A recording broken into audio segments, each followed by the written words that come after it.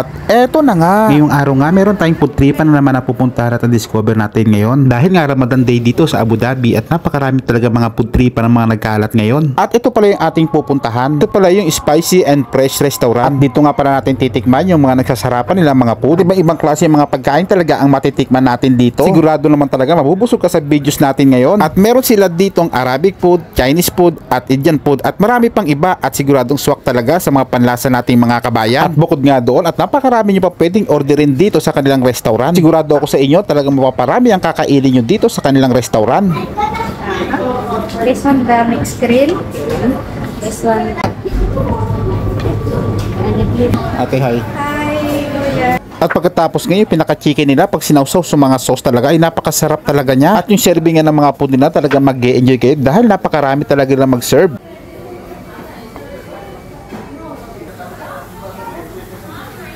At ito na nga at isi-serve na nga sa atin yung ating mga in-order. Ito pala yung lamb tikka, chicken tikka, at ang tawag naman dito sa mahabang meat na to ay lamb kofta. Ito naman ay ang chicken kofta. Pero meron yung masarap na marination ng chicken wings. Ali ito pala ang mixed grilled platter. Nag-range lang naman siya ng 28 dirhams. Ang susunod ko namang ibibida sa inyo, ang masarap nilang biryani. Bali ang tawag nga pala na dito ay iftar meal. Dahil Ramadan Day pa rin nga dito sa Middle East. Kaya naman meron mga ganitong klaseng side dish. Bali yung iftar meal pala nila ay nag-range lang pala to ng 20 dirhams. Ay talaga naman sulit talaga ang ibabayad mo dito. At ito na nga ay talaga naman dinarag sa talaga ng maraming tao. At napansin nga din namin dito at napakarami din mga kabayan naman nagpupuntahan dito sa restaurant na to. Kaya naman panalo ang kainan na to. Kaya huwag natin patagalin to mga kagutom. Kainan na.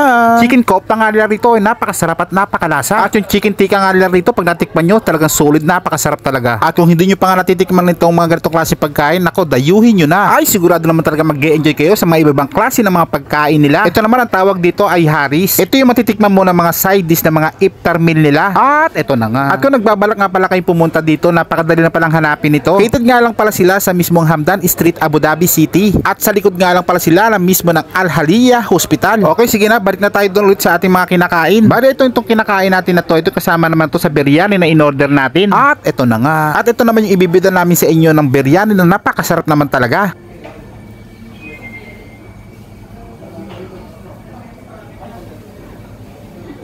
Pagkatapos nga kung nagda-diet ka dahil ayaw mo ng rice, pwede mong gamitan ng tinapay ang mga mixed grill nila. Ay para lalo mo talagang ma-enjoy ang mga food talaga nila dito. At kung pupunta nga kayo dito sa mismong restaurant na to, mas maganda pumunta kayo dito yung padilim na. Mas maraming taong kumakain dito talaga naman magdiligayan kahit mag-e-enjoy kayo. Dahil nga rin yan sa mga masasarap nilang mga pagkain na mga ino-offer dito. Sobra-sobra nga kami nag-enjoy dito sa amin na kainan. Dahil nga napakamura na at mag-e-enjoy ka pa talaga sa mga food na mga inaalok nila rito. At kung umabot nga pala sa videos natin ngayong araw na to at huwag kaming kalimutan share sa inyong mga kaibigan at hanggang dito na lang. Maraming salamat sa inyong panonood. Tapos na.